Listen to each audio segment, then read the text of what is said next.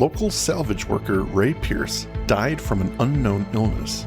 His wife is on a mission to prove it was the government. But when one of his co-workers winds up dead as well, evidence suggests maybe Ray was never dead at all. This is not happening.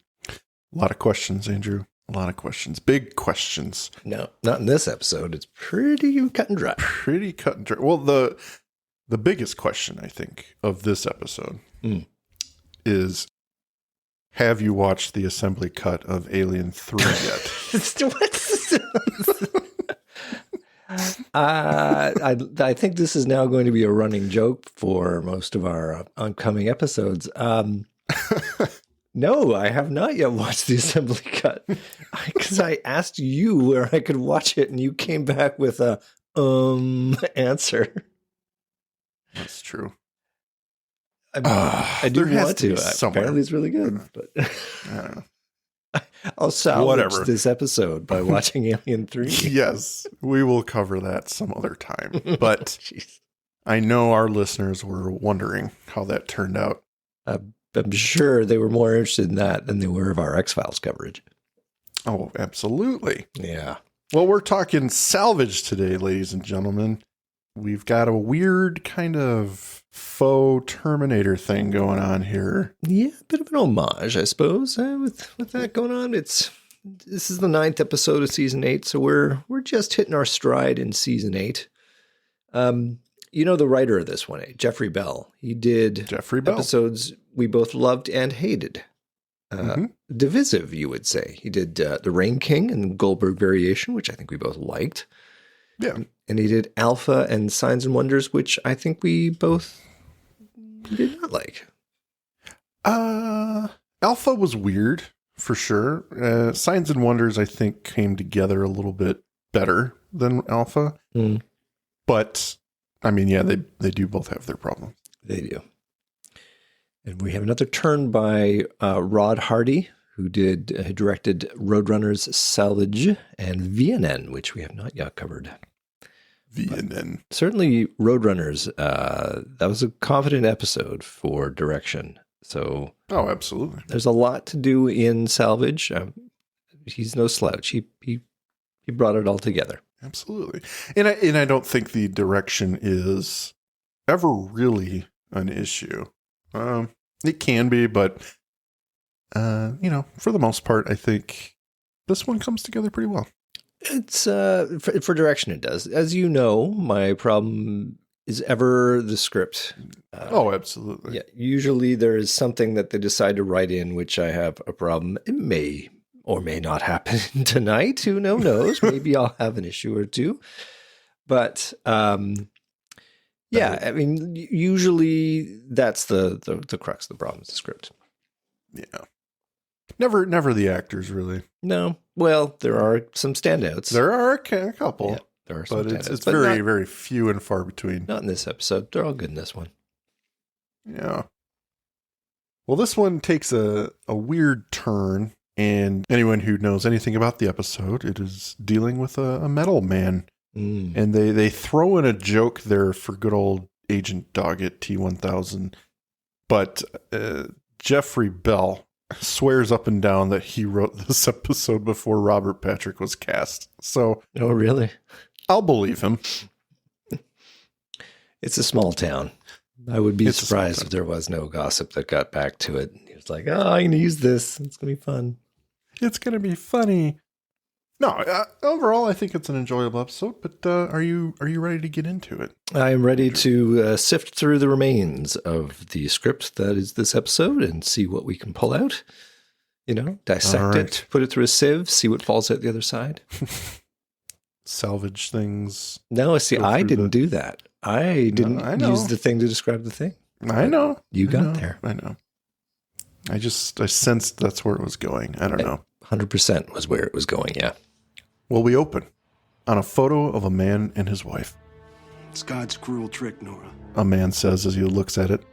But the woman on the other side of the room disagrees. She's clearly distraught, crying. Her name is Nora, wife to the man in the photo.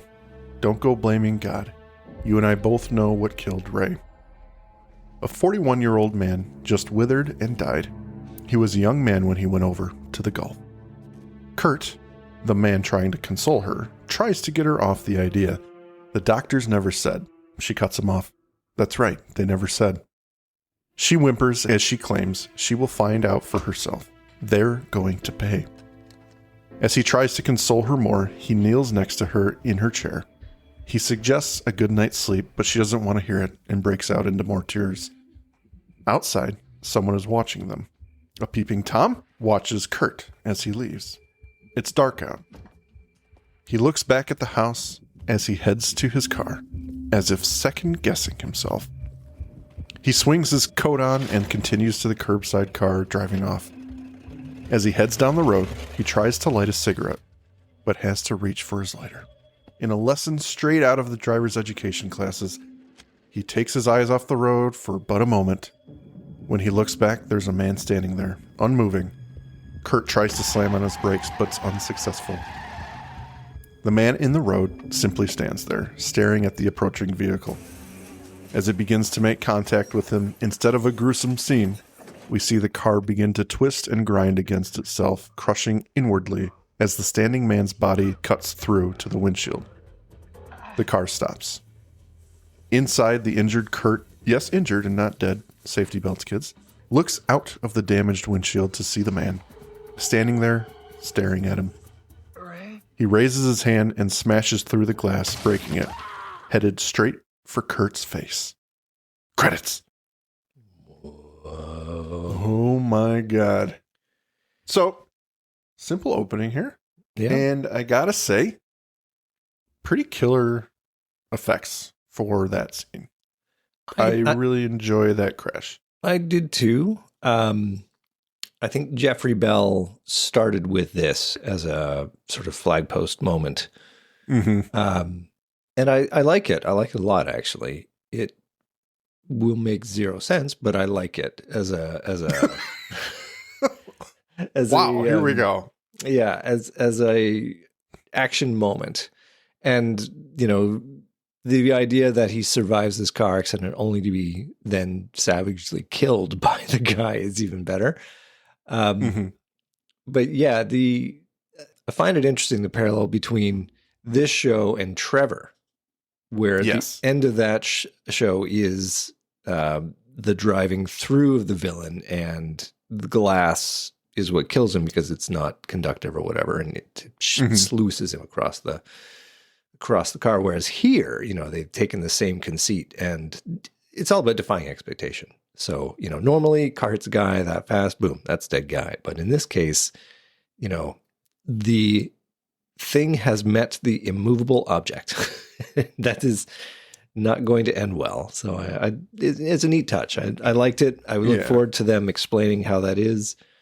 I don't think everybody gets there, but we will dive into that. All right. So what is not explained, Andrew? I got to know. Okay. I'm no math geek, but okay. Car's moving, I think they say it's moving 40 miles an hour, right? And it probably weighs upwards of a ton. So a ton of mass moving 40 miles an hour is a lot of pound feet of force. Right. Absolutely. And okay, so that's what the issue is. Okay. Yeah, how much does Ray Pierce have to weigh in order for... And he's not like, if you hit a phone pole or something, you know, I can see the car, or a tree is a better example. You hit a tree, yeah, the car will bend around it like they've done here, because it's physically attached to the ground. You know, it's not going to give because it's so in there. But Ray is not embedded into the ground. He's sure he is. The only reason he doesn't move is because he must be so incredibly dense and heavy. Right. That is tell me if I'm wrong. That's the implication. No. That is what they are implying. Because they do go. They touch on like just a quick visual of the concrete being kind of dug into and with pushed back as if it moved. Yeah. Yeah. I mean, that's about as much of an explanation you get. Yeah. So if I would give it a pass if it was explained that he has some sort of defensive ability to create like an energy shield or something, and he activated it when the car hits him, and it somehow changes the laws of physics so that it can go around him. Like that I could get behind if they went there, but they don't. They just say, no, he's metal. So he's metal. Yeah. Metal equals heavy. All right. Okay. Good to know. And so you we're tell off me to if a that's running start. You know, if I'm overthinking it. But in that moment, I'm like, Andrew, let's be honest. You overthink everything to the point of how do you enjoy anything that you watch on TV? I enjoy it when they don't decide to dilly-dally around the laws of physics too much. You know, I like this show when it's dangerously close to something that you could believe would happen. That's when it really gets you. But the moment you start looking at it sideways going, come on, then you're like, it doesn't drag me in at least. And I know I'm not alone out there. I know. Just give you shit. We come back, looking through the windshield. Now bloody, a hole punched through it. Scully enters the frame looking into the vehicle. When the camera swaps, we see her standing in the divided metal where the engine should be. Doggett comes over. Car is registered to Curtis Delario. Based on the distance traveled, here you go, Andrew, here's your explanation. Length of the skid marks, it was probably going at least 40 miles an hour when an impact happened. It would require 4,300 times the density of steel to cause the damage we're seeing. Interesting, Scully notes. The car begins to back away slowly, being attached to a tow truck. As it moves back, they see 2 shoe prints, indents in the pavement that appear to be pushed backwards an inch or so, raised at the heels. Immediately, Doggett stops Scully before she can begin the conversation. If a man were standing here, he'd be splattered from here to tomorrow, and there's no evidence of that. She agrees, certainly, but that fact is suspicious itself. The car hit something, and this is the only evidence so far. You know I hate to ruin your beautiful theory with ugly facts, but stop to examine the incident. If a man was standing here, the driver would have stopped. Well, it looks like he tried to. Well, even so, if a man were in the middle of the road with a car coming, wouldn't he try to move? Unless he wanted to stop the car. Yes, but if nothing less than a block of steel could stop this car, then ipso facto, it could not have been a man standing in the street last night. I'm certainly no ordinary man.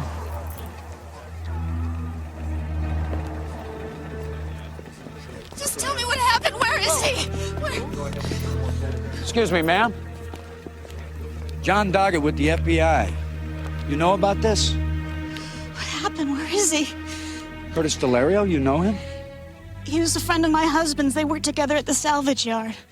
Now, I want you to calm down. This is... Pierce, how am I supposed to calm down? Finding this now... Well, we're not even sure he was driving the car last night. He was. He came over after my husband's funeral, and then he left, and... Agent Doggett? Scully summons him over. She's standing near a trash bin at an alleyway. When he arrives, she unceremoniously flips the lid. Meet Curtis Delario. A bloody mess, the man's body is folded up and shoved into the small bin, face pale, bloody, with 5 circular punch marks around the forehead and cheeks, and 1 straight through his left eye. Curious pattern. Yeah, gross pattern. Yep. The gore we missed at the car crash is now here, Andrew. We get some ooey gooey body stuff here. It's quality ooh. Yeah. I will give them props for the gore. I will take them away when they get to the metal stuff. Fair. And maybe you feel differently. Maybe you think No. It is interesting. High marks from Michael. Yeah, the metal work. Okay, well, we'll examine that in detail. We'll come back to that. Yeah. We go to the morgue. We cut to Scully finishing up the autopsy. She tells Doggett that the crash didn't kill Curtis, although he was badly injured. Instead, he was pulled through the windshield. Pulled? Puncture marks in his face equal a hand grabbing into his face and yanking him out of the vehicle, like a bowling ball. Doggett notes the impossibility of that. She agrees, and for the second time says, for an ordinary man. Maybe a less than ordinary man, he suggests. He pulls out the file he's been carrying. He was able to reconstruct part of the windshield and pulled a print. Raymond Pierce, husband of the woman at the accident site, her recently deceased husband. Scully notes it's probably an old print. But there was evidence, he continues, of fresh blood belonging to Ray Pierce. Dun dun dun. Oh my God. Ray Pierce up from the dead. Reanimated. Reanimated. From here, we go to St. Clair's halfway house.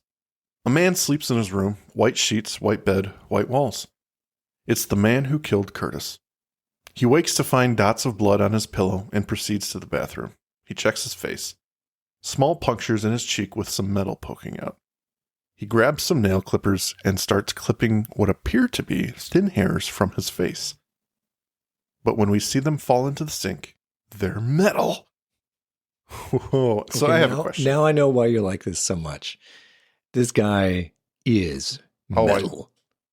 He is metal, and I am a metal head. Like, exactly. So I mean, this is I your can't people. resist. I can't resist. No, I actually have a question for you, Andrew, because Okay, go. this is kind of where I have a small issue. Oh, excuse me. I'm going to call the Guinness World Book of Records now, or something, some authority to let them know the incredulity I have right now that Mike has an issue with an episode. How do you even like this show? I mean, it's hard, but I learn from the best. Okay. Well, Okay, my question- let me ease you into it. How has this episode failed you, All my right. son? It has failed me because given what we know about Ray Pierce so far, and we can deduce what's going on. I mean, I'm sure the spots leading up to this episode were revealing in some way. Yeah. And Scully sure as hell is laying it out pretty spot on already. So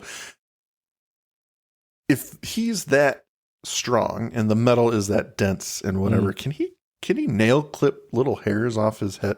I think those little metal spikes should be tearing up the nail clippers. Yeah. That's kind of what I was thinking. Yeah. So that's just an opinion. Well, what I would have done, I get the sense that he's not happy with who he's becoming. That's fine, whatever. please, yeah, okay. But make it something he can't get rid of or hide and obviously it gets there, but I don't know. It just feels like okay. Calm down, Mike. As the episode goes It's on, like you're we learn insulting your more. friend and you need to collect yourself. Yeah. No, I'm just like, you know what? I'm just trying to be nice to the episode when I know there are problems. Yeah. The thrust of the episode is that he is more machine than man at this point, and he doesn't really have a conscience. I don't think that a machine, and maybe he's not fully there yet, maybe that's part of it, but I don't think a machine would care if metal was poking out of his face. Okay. So if this is an analogy for the Terminator, the idea that he is becoming a robot-like killer with a primal motivation that, supersedes ethics and morality, then the only reason he'd be concerned about that is to fit in more normally so he could accomplish his objective. The same deal with the Terminator, the original Terminator, Arnold Schwarzenegger, in the hotel room repairing his wounds in the hotel sink. He needs to fit in. So I could buy that. Again, I can buy the mentality. Yeah. Or the idea behind that, but I just don't see it that way. Well, but maybe I'm just No, I think you're right onto something in that the episode is wishy-washy about what his actual morality is. Like it seems to come and go where he fits. Is he a remorseless robotic killer, or like he gets his moral moment at the end where he's right. His heart is touched by the child and he doesn't end up going through with what he was doing. But so that's the message, but they certainly take their time to get there. On the point of him using the nail clipper to clip his metal, the thing that could make sense here is his superpower, if we're going to go there now, is that him Okay. being a creature of metal who has control over the nature of the metal in him, so he can make it super dense, or he can sort of retract it to be a soft metal or something. I got you. That's the way that could work. Okay. Makes sense enough for me. I'm good. The scene that's missing then later on is when they get a sample of the metal and they put it under the computer and do a scan and do the, oh my goodness, I've never seen anything like it. It can do these crazy things. And that sort of explains all the gray areas. We never have that. Nope.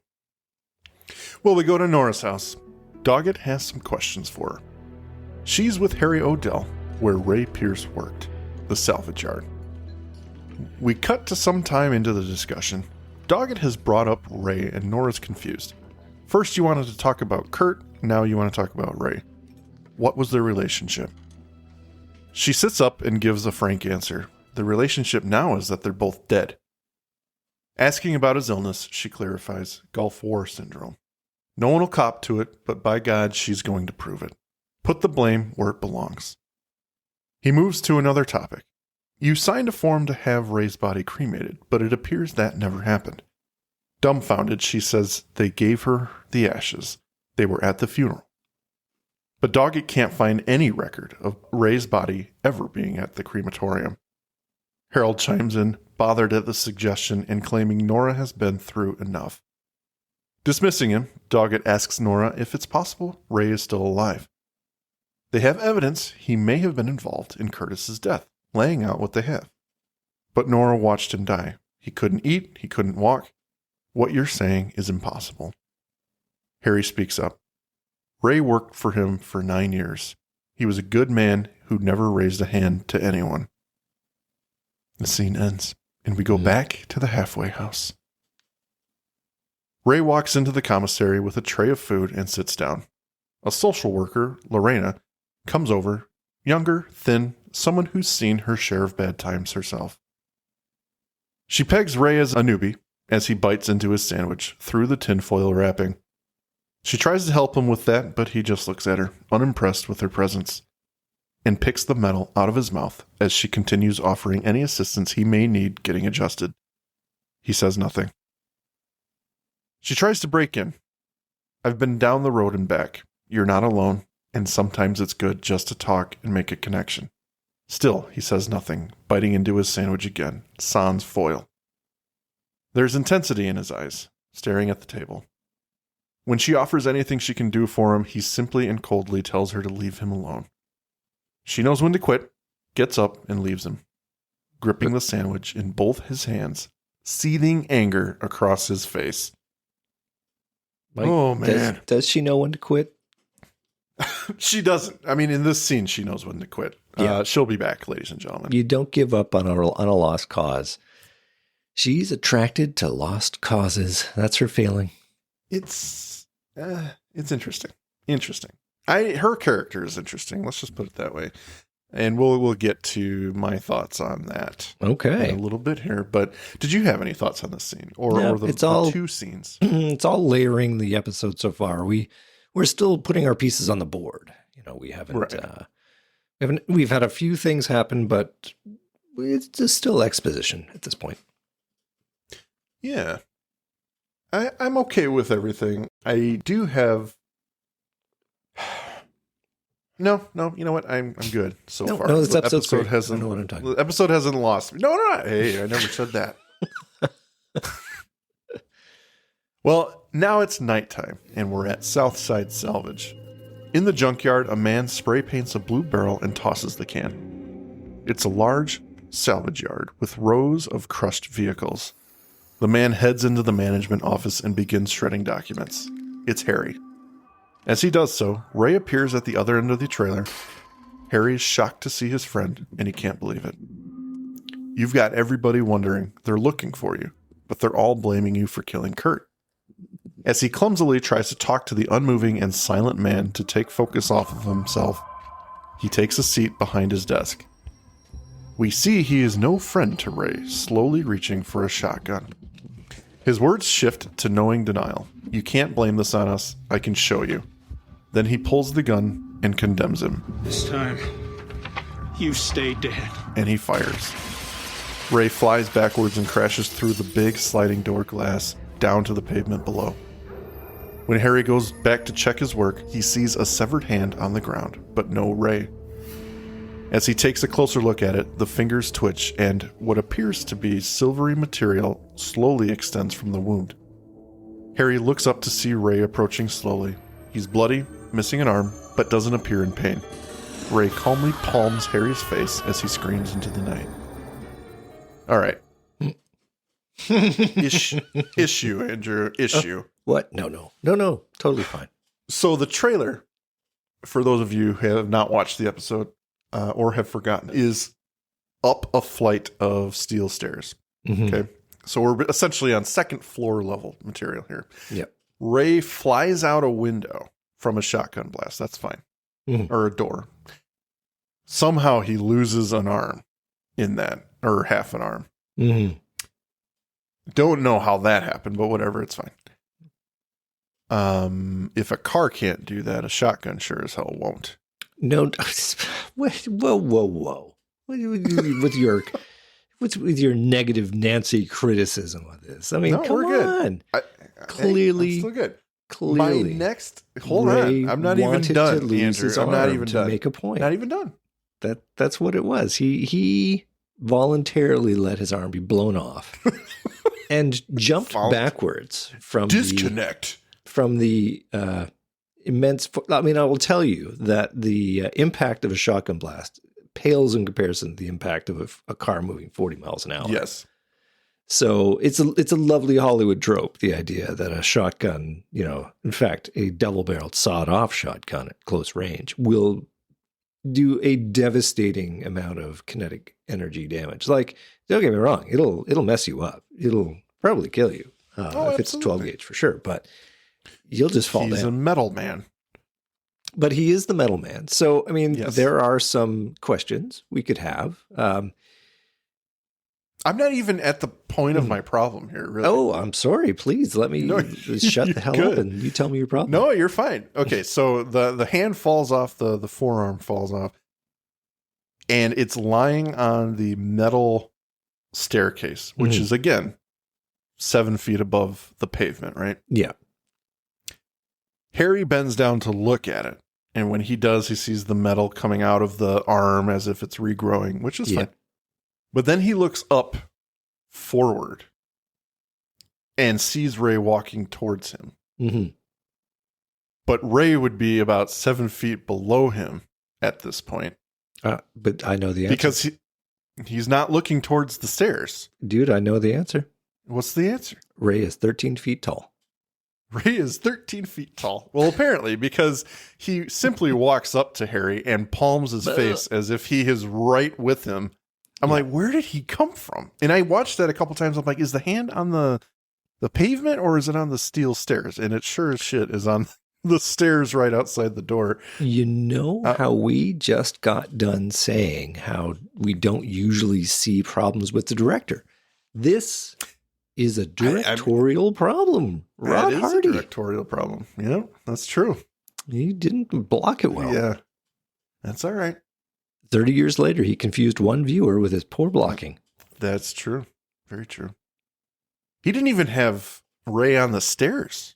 Like, he didn't come up into frame. He just walks straight into the frame and palms this guy's face. I don't know. It's a shame, really. It's a weird bit of blocking. I think oftentimes what happens in production is you've got to work with what you've got.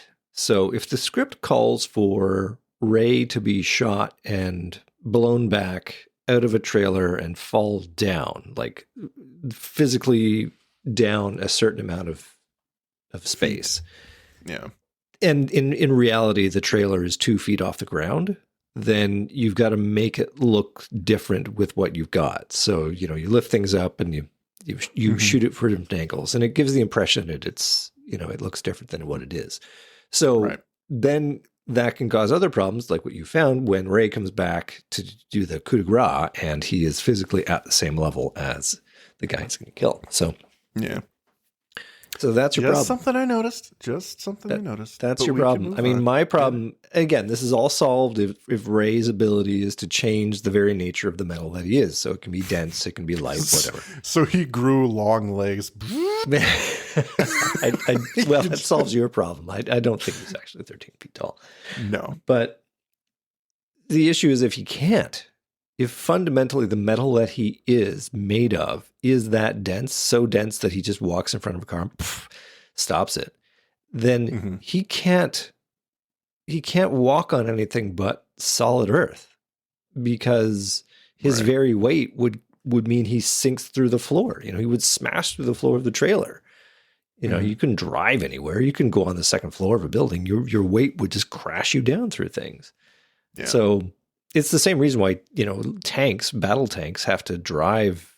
They got treads instead of wheels because they are so heavy. They need the treads to distribute the weight, and they'll destroy a road that they drive over because they're so heavy. So that's why I come back to he's got to be able to change his own interior density to just be able to live in the world. And as a defensive mechanism, he can, if he chooses, make himself so dense that nothing can hurt him. So maybe he was surprised by, he didn't have time to prepare. Maybe it takes time. And he was surprised by Dude shot him with a shotgun. And, that did do the damage. He didn't protect that arm the way it should have been protected. No, and that was purely done so we could have the gotcha moment of the hands move a little bit. Good for them. Good for them. Yep. Well, the next day, it's now a crime scene, and Doggett's examining Harry. He spots blue tint on his fingers, and he calls Scully. Scully. Did you find anything to go along with those holes in Kurt Delario's head? Paint on his hands and nails? Paint? Blue paint specifically. Hang on.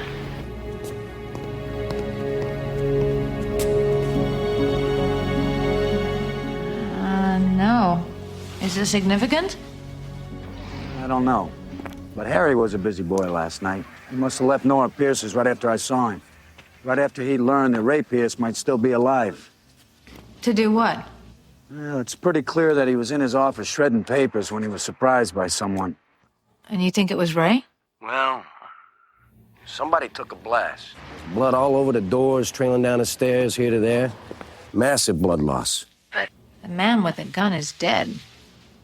I saw guys take hits in the war that kept right on fighting, holding their insides in their hands. I know it's not impossible, but to do this to a man's head after taking 2 barrels of buckshot. Or being hit by a car. I don't see how a man could possibly do this. Well, maybe the question is not how, but why. I mean, if Ray Pierce did indeed kill this man, what would be his reason? I'm not sure, but I know where to start looking.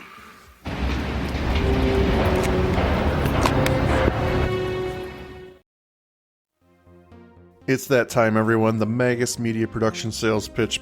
Please check out our homepage at magusmediaproductions.net so you can stay up to date on all of our shows. Check out our Facebook group, facebook.com/groups/Magus Media Productions, both of which have our Discord link on it, where you can join us for live shows as we record them for future release.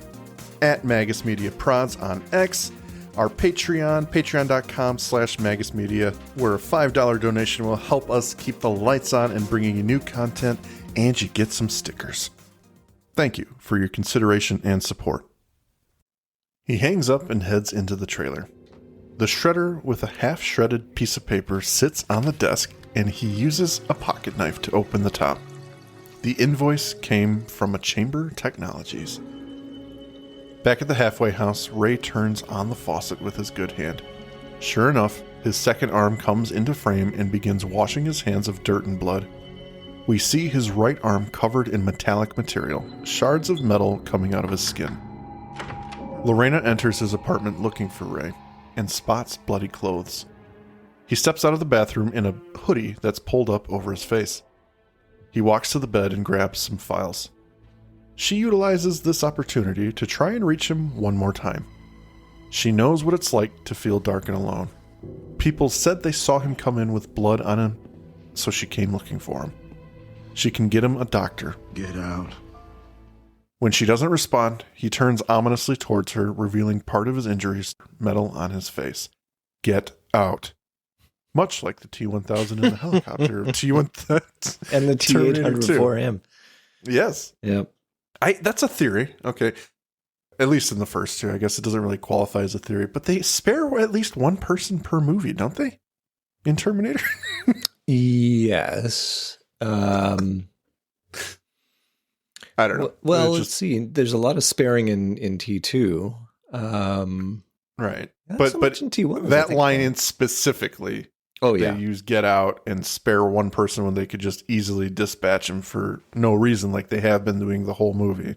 Well, when you think about the guy that the T800 Arnold Schwarzenegger Terminator in the original Terminator movie said get out too. I think he's pushed out of a moving tractor trailer rig. I mean, I don't think it's exactly polite. Right. I mean, he didn't have to say he was nice about it, but yeah. But he didn't physically kill the man. No, it's anyway. True.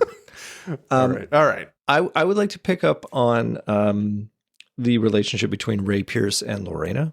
How I think there's a real lost opportunity here for the character, or I guess I'd say the actor who's playing Ray Pierce, to really have a bit more nuance to the role. Like, they present him as this robotic killer. And thus, when he changes heart at the end, it's like, oh, he can do that? Okay, I guess that's just the way he is. But there's not a lot which leads up to that moment. And I think we could have had bits and pieces of it in a moment like this, like him maybe revealing, you can't help me, or, something like that. But it's just so one note. Cool. Yes, I agree with you, because the ending is kind of out of nowhere. I would have appreciated a build up to that where we see Ray fighting with himself at least a little bit on letting people in or developing any kind of relationship with this woman. I think she would have been a good opportunity for him to show kind of the inner struggle between man and machine. Because it sounds like, I think the way they're presenting it at the end is like that it was however minimal it was supposed to be some sort of losing battle. And Ray isn't the Ray that he was. So now he's fully machine. So that spark of humanity at the end, I would have appreciated a little bit more build up to that. Well, this is a classic problem of telling a very large story and trying to fit it into 42 minutes. Right. If it was, you'd never see this as a two-parter, but if it was, you could have a marvelous arc to showcase the struggle within.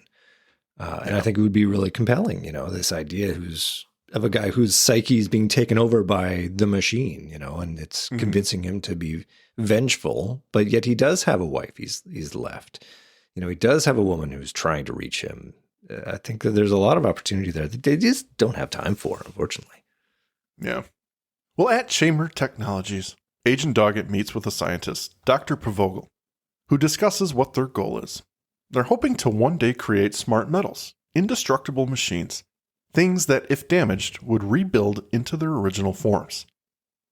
They get into a discussion about the salvage yard document. The employee number lists a David Clifton from Chamber Technologies. Pavogel shifts. He no longer works here. He left the company, and Pavogel is his successor. He speaks with an incessant smile on his face, clearly indicating some deception. The man doesn't deal with materials. Their work here is all theoretical. Their waste management is handled at designated TSD, that's treatment, storage, and disposal for the layman, sites, not city salvage yards.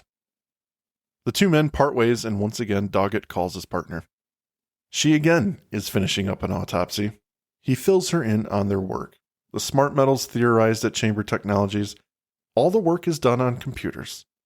She remarks that Ray Pierce's illness is incredible.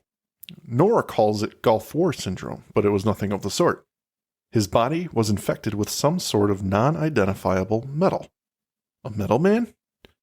Doggett laughs this off as only happening in the movies. He turns to the camera, cocks a sideways smile, and winks. Cutesy. He's going to press Pavogel some more to see if he can learn anything. At the halfway house, Lorena reads the paper and spots Ray's obituary with a big picture of his face.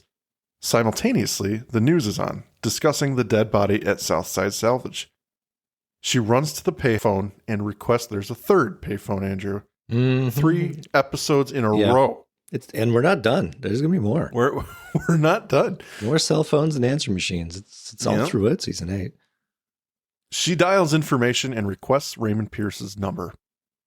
That night, Scully meets Doggett in his car.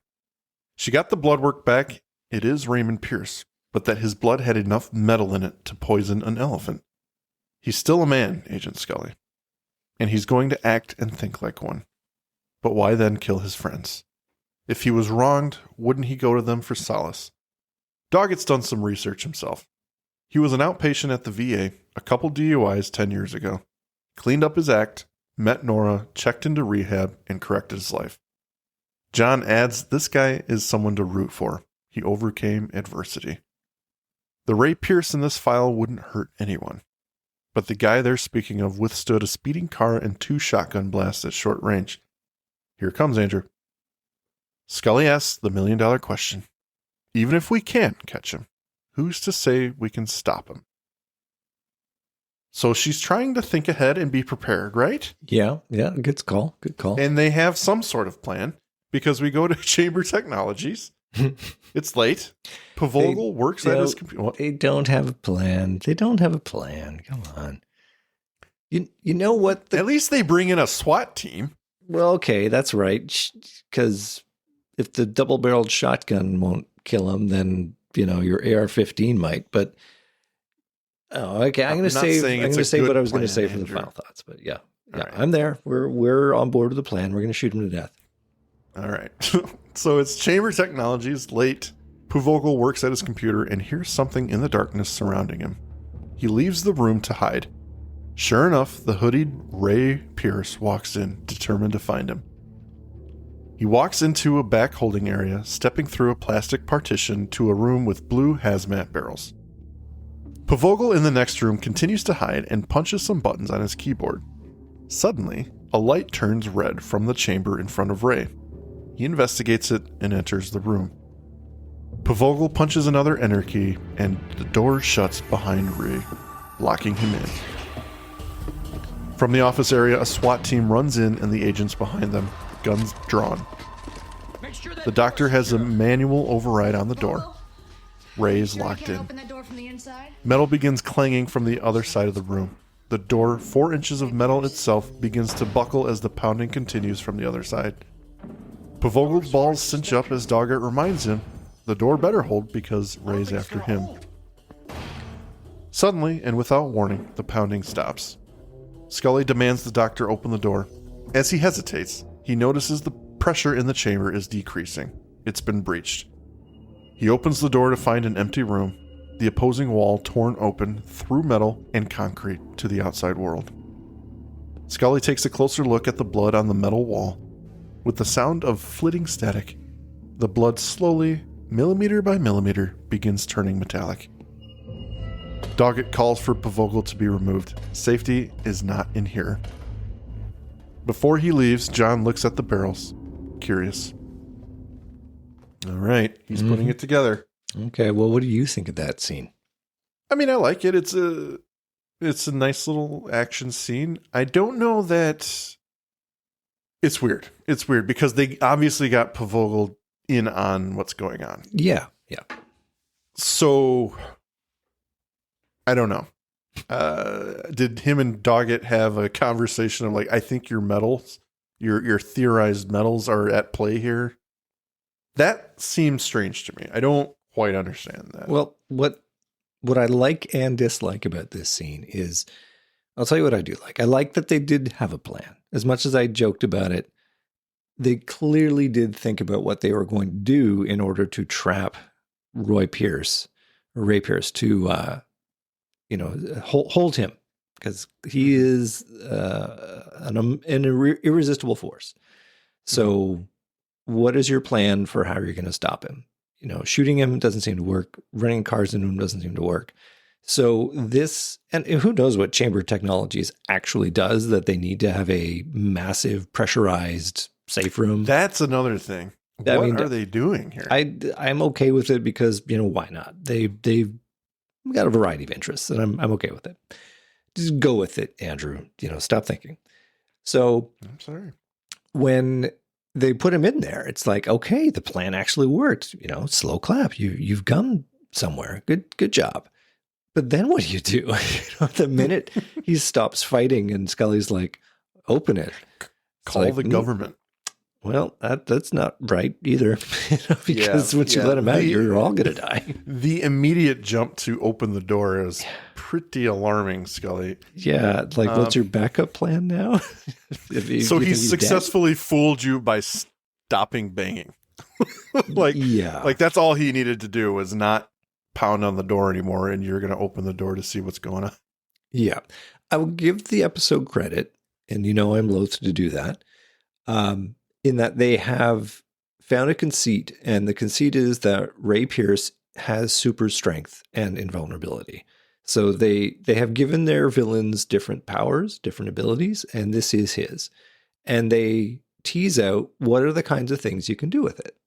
And so that's kind of cool, in that in this episode they have chosen the conceit and they've run with it. And in this case, it is the ultimate. You're trapped in this huge, impenetrable safe, and you manage to smash your way out. That's cool. The problem is they don't really explain, not that they need to explain, but they need to explain a little bit so that the plot has some internal consistency.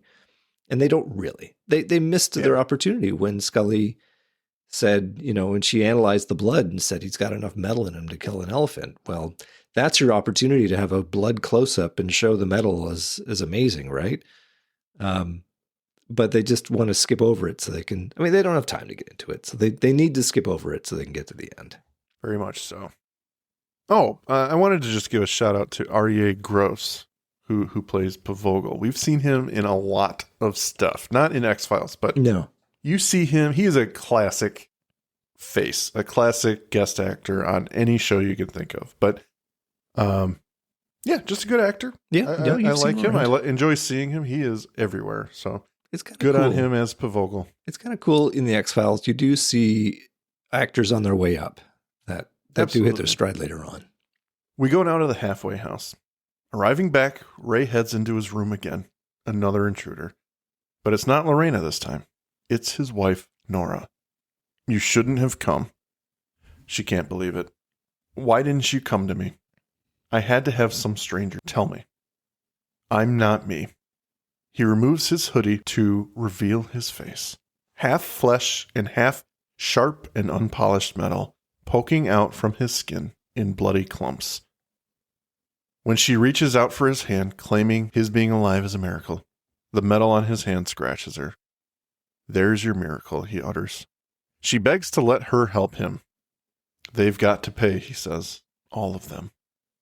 So this is the beginning of ugly Ray Pierce with really bad metal protruding from his skin. It's a tough one, because they've got a look. I don't know how you would do it better. I see it and I kind of know what they're trying to go for, but yeah, it almost looks like slag, if I had to be honest. Like if you've ever worked in a factory or been around molten metal or just cast off from metal pipes and things like that, like gunk, dirty metal, just kind of jagged. I see it. I can see it in Ray's face and his arm, but it's not the greatest makeup effects. I just got to be honest with the show here. Yeah, and I don't think it's a coincidence they get a new makeup person on The Gift. So it could be that they, they're trying their best, but there's been a bit of a creative void. People are moving around after season 7. So maybe they've kind of, they're doing their best, but they need to step up their game after this episode. Yes. Well, at the salvage yard, Agent Doggett looks around the yard in the middle of the night. Through rows of cars, he searches for blue barrels and then finds some tucked away, because of course. A blue barrel that appears to have been altered. He flicks out his knife once more and scratches at the paint to reveal the yellow logo of Chamber Technologies underneath. Behind him, he finds another barrel, the lid embossed with 2 handprints pushing upwards as if from inside. He kicks it over and out spills a little white liquid. He peers into the overturned barrel to reveal the figure of a man, curled up in it, hands upward, completely metal. Objection, Your Honor. Okay. The court will hear your objection. He wouldn't have been able to kick that thing over. Well, maybe when you die as a metal man, You become a husk of metal. it just eats you raw, and you're just a shell. Yeah, that's it. It's strange stuff, this metal. It is strange, very finicky, it's got a lot of personality. The question I would have would be, I mean, the reveal is that Ray got sick from this, from exposure to this chemical. Yes. So, and that, what are the odds that Doggett will now become a metal man because he got too close to this stuff? Therein lies a final thoughts question, Andrew. Excellent. Moving on. At the chamber offices, Scully stands in a room as Pavogel is ushered in by officers. You mind telling me what's going on here? It's not enough that my life's been threatened. I'm being treated like a criminal. And not without cause. Oh, my God. Do you recognize this man? We're assuming you don't know too many guys in this particular condition.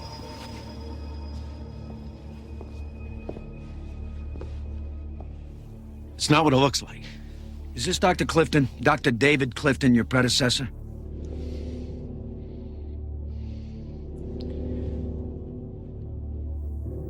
Say no. Yes. You care to explain how we ended up in a Chamber Technology hazardous waste barrel? It was his idea. I was against it. If you knew, you might have told me about this when I first came to see you. He was dying. And he was afraid. Of what? That it would hinder progress or halt it. That it would finish us. Oh, you're finished. One way or another, your work here is done. We didn't know this was going to happen. We're just trying to push the envelope, do the right thing for the company. He got sick. He was working with an alloy with a genetic algorithm built into it. It converted electrical energy into mechanical, gave it memory. And it poisoned him. We immediately shut down the project. But it was too late. Didn't have any family. His work was his life. He wanted to leave us to continue working on the science. And leave you to ship this barrel and his body to Southside Salvage where it infected somebody else. I don't know how that happened, I swear to God. That barrel was supposed to go to a designated site.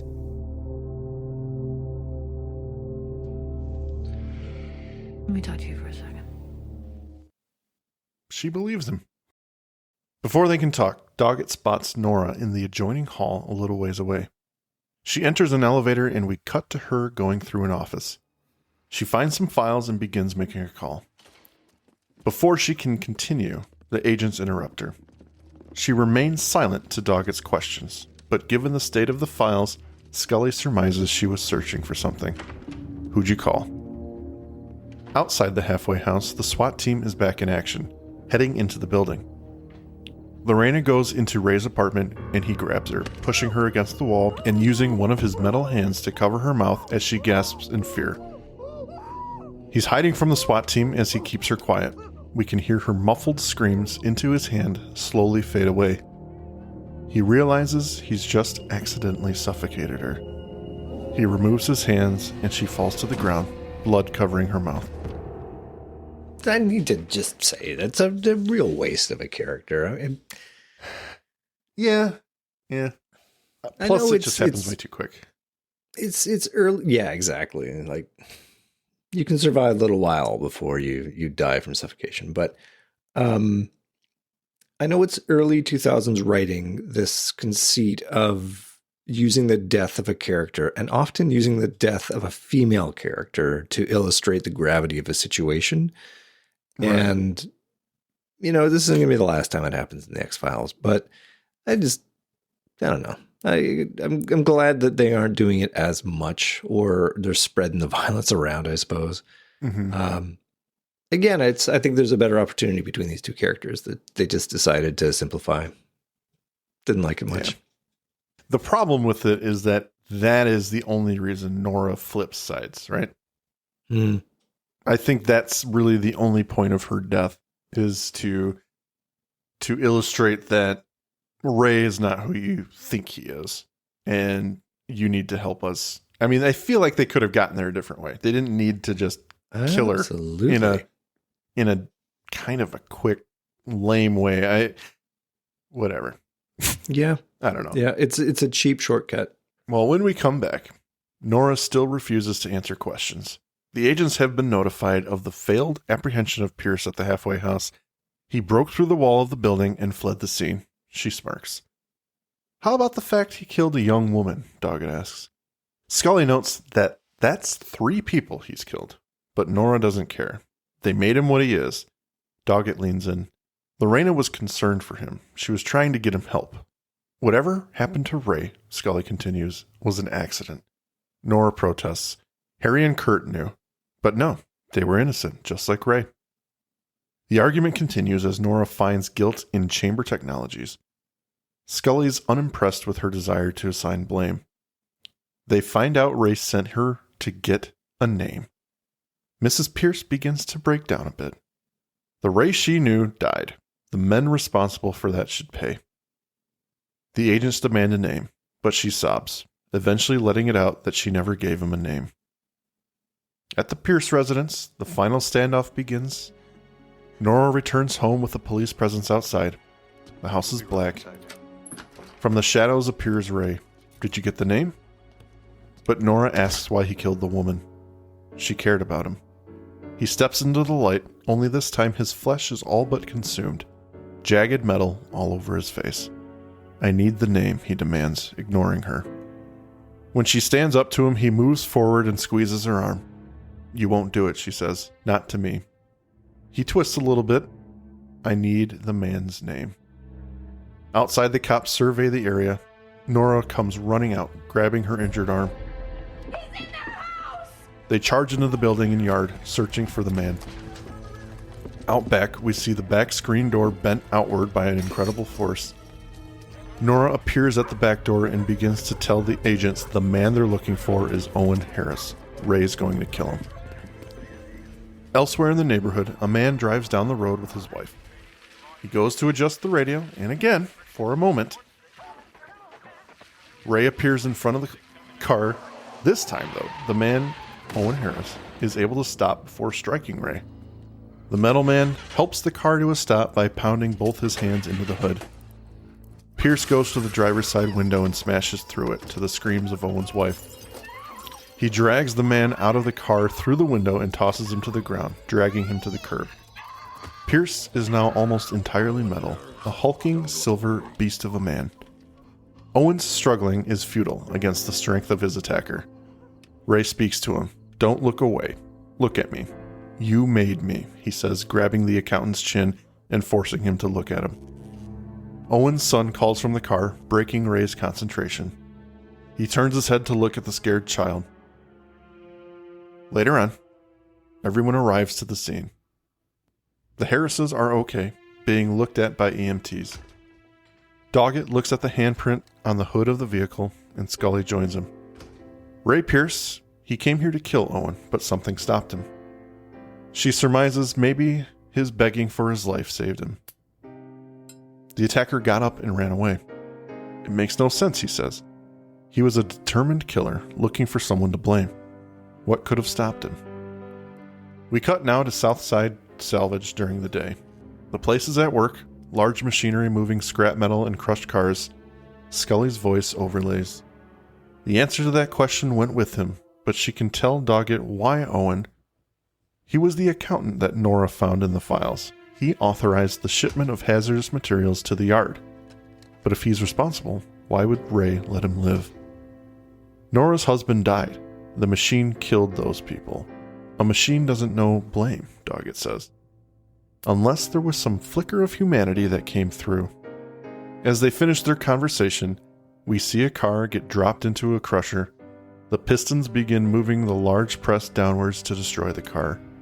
Underneath it is Ray Pierce, his eye, likely the last human piece of him, staring upwards as the shadow of the press closes in to crush the car and destroy him once and for all. Credits!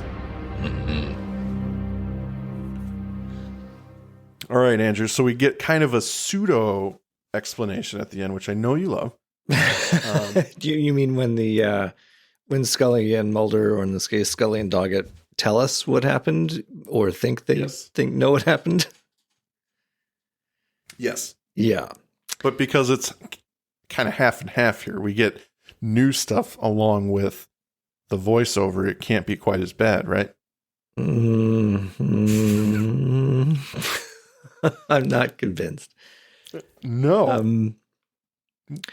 Well, do you want me just to give you my final thoughts in which I discussed this very point? Sure. All right. In the words of Agent Doggett, makes no sense. Ray Pierce was a determined killer looking for someone to blame. Why stop here?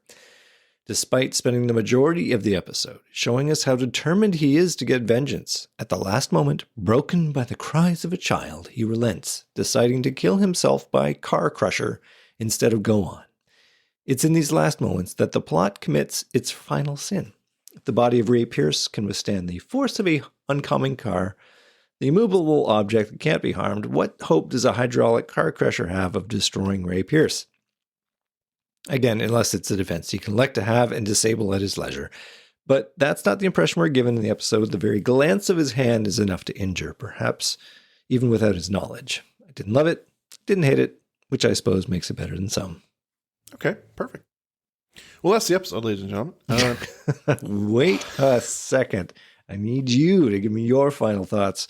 The thoughts in which you tell me how great this episode is and how I'm an idiot for trying to put any kind of criticism to it. Hey, whoa. I've never called you an idiot for having negative thoughts.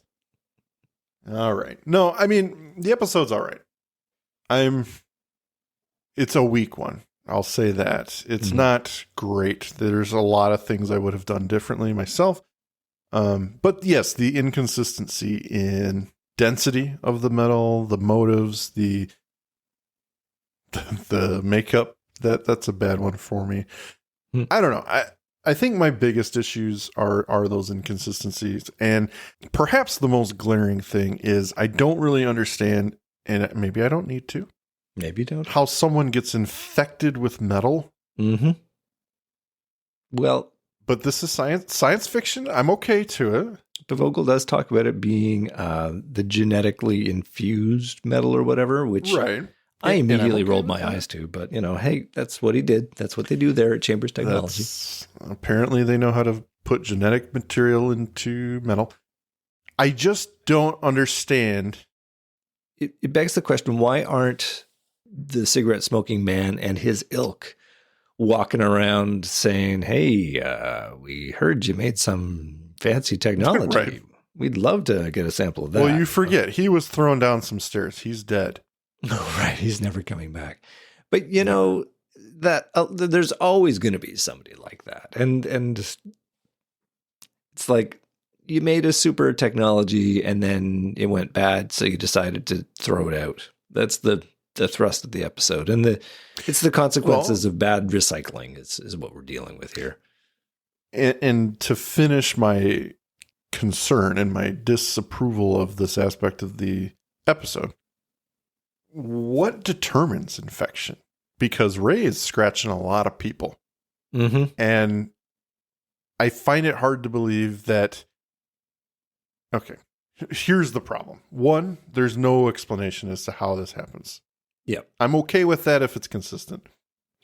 Two, we had someone become infected, Ray, as a proximity to the barrel getting shipped to the salvage yard, right? That is the suggestion. But he's in the barrel. Clifton is. and he's becoming metal. So there should be no, let's just pretend that it has to be liquid blood that gets on Ray or something, or a cut. It gets into a cut or something. He's in the barrel, so the blood shouldn't be liquid because he wouldn't even be outside the barrel. But if it's not liquid blood that makes the connection or makes the infection happen, then scratching has to be it or something. But then how did Ray get infected in the first place? So it doesn't make sense to me at all as to how this is being transmitted. Well, we're missing a scene somewhere. We're missing the scene. A lot of stuff. We're missing the flashback scene where Ray is dealing with some special barrels, batch 22 or something. And, this is the stuff that got diverted by the accountant. Everything else is fine. It's just waste. But this is the really bad stuff that needed to go to the special deployment area or whatever. And it got sent to Southside because all the other stuff went to Southside, and Ray got cut doing it. And that's what turned him into what he is. So that's the only thing that matters. Because why else would he be going on a killing spree against this company? Well, I know. I just don't explain to me how it happens. Like, I just want to know because it doesn't make any sense the way it is. Yeah, you want the origin story of the bad guy. I do. What was the other thing? Oh, yeah. And his boss, Harry. He's a friend, but then he is very okay with Ray being dead and tries to kill him again. Mm-hmm. When did this guy turn into a bad guy? Like, what? No. What? This time you stay dead. What? What are you doing? Like, yeah. First of all, is it such a huge crime that you are allowing someone to dispose of materials here? And if so, why does that make you a super bad guy who wants to see your friend dead again? Like, I don't see why he turns into this villain. Because it makes for a good scene. Whatever. I mean, it makes for a little bit of action. The implication is that he arranged for Ray to die the first time. I don't think that makes any sense. I never got that indication. I never got that. It totally doesn't make sense. I mean, they're hiding something because they're doing all the shredding. Ray turning up again like he is suggests that he knows what's going on and he needs to, destroy all the evidence, and Ray is evidence, so he's going to kill him too. But that's not what the story is about. They want us not to look at that stuff. The story is not about illegally disposing of materials, but they turn it into this side plot that his boss is just happy to see Ray dead because otherwise it's going to threaten what he's doing. I don't fucking get it. Whatever. Yeah. Not a huge thing. Whatever. It's an enjoyable episode, if only for the nod to Terminator and Robert Patrick. So yeah, it's fun. As we've said, that's often the case with these episodes. There is one or two little lights of interest that shine through the dark clouds and go, oh, that's a neat touch. And so you can't dismiss the entire thing.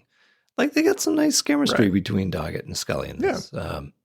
Absolutely. There's some good moments, and I do actually like that the agents do some investigating. We got Doggett finding the clue in the paper shredder, and we got them setting a trap for the bad guy. I like that they do things. It's all coming together, Andrew. Yeah.